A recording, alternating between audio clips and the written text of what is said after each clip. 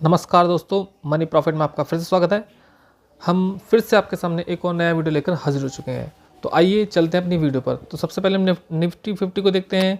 तो निफ्टी 50 जिसने आज क्लोजिंग दी 23,552 पर, यानी कि आज फिर ये गिरावट के मूड में बंद हुआ। प्रीवियस क्लोज इसका 23,559 पर था, जबकि ओपनिंग हुई थी 23,542 में, यानी कि लाल निशान में ओपनिंग हुई थी। और अभी इसका जो 52 वीक का ये 26,277 है, उसके मुकाबले काफ़ी बड़े डिस्काउंट में इस समय निफ्टी 50 चल रहा है। तो आइए अब हम उस शेयर की तरफ चलते हैं जिसने अपने Q2 का रिजल्ट दिया है। तो जो Q2 का रिजल्ट दिया है, आज एक फार्मा कंपनी ने दिया है, उसके रिजल्ट को हम देखने जा रहे हैं। कंपनी का नाम है इप्का लैबोरेटरी। जैसा कि आप देख सकते हैं 38,898 करोड़ का मार्केट कैप है। 1,537 इसका आज का प्राइस रहा, क्लोजिंग प्राइस यही है। और इसका जो हाई रहा है 1,709 का रहा है 52 वीक हाई, जबकि अगर हम इसका 52 वीक लो देखें तो 1,041 का रहा है।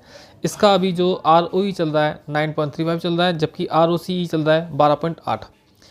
PE अगर देखें तो 62.4 का चल रहा है। वहीं फेस वैल्यू देखें तो 1 का चल रहा है। तो इसका मतलब आने वाले समय में ये कंपनी आपको बोनस देगी। फिलहाल आप देख सकते हैं कि कंपनी अपने 50 DMA से और 200 दिन के DMA से ऊपर ट्रेड कर रही है। आज के रिजल्ट की बात करें तो आप देख सकते हैं कि कंपनी ने नेट प्रॉफिट दिखाया है 245 करोड़ का।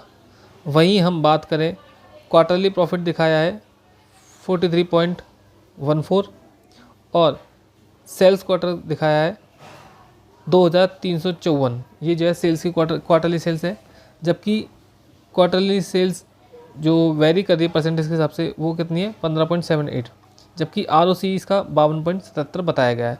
आगे हम चलते हैं।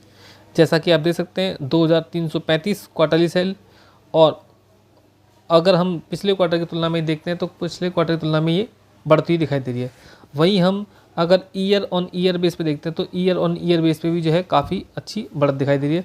अगर हम इसका ऑपरेटिंग प्रॉफिट देखें तो ऑपरेटिंग प्रॉफिट इस क्वार्टर में 441 का, पिछले क्वार्टर में 393 का।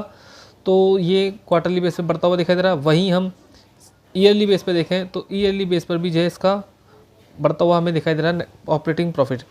अगर हम ऑपरेटिंग प्रॉफिट मार्जिन देखें तो अभी 19 का दिखाई दे रहा है, पिछले क्वार्टर में भी 19 का था, और पिछले ईयर इसी क्वार्टर का 18% का था।